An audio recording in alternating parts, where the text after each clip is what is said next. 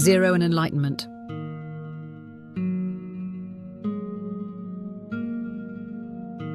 What if I told you that clarity doesn't come to you because it's always with you, waiting, buried beneath this you that you think you are?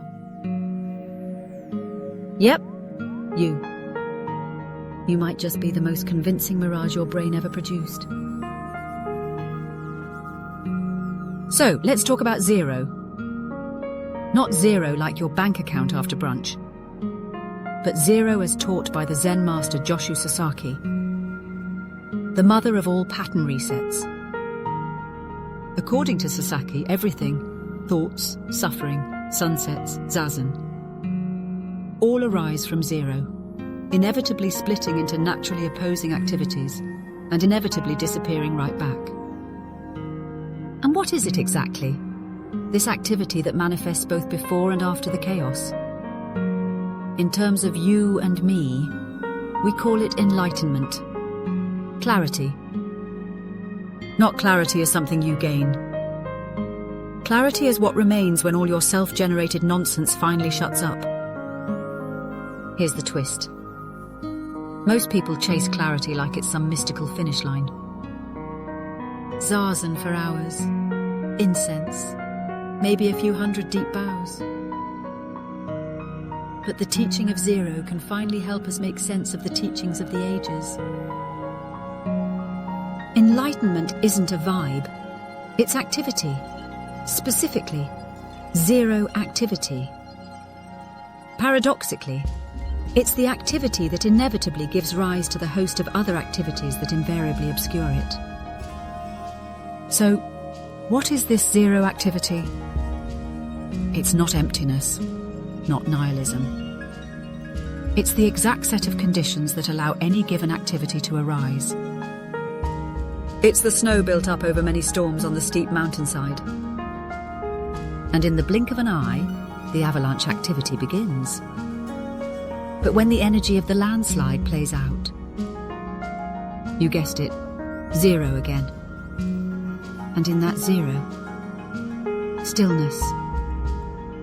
And in terms of the self, the zero activity is called clarity, enlightenment, the activity that doesn't need fixing.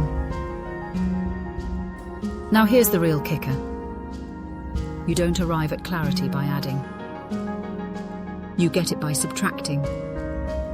Subtract the attachments, subtract the self-talk, subtract the obsessive narration that insists, this is me, this is mine, I am this.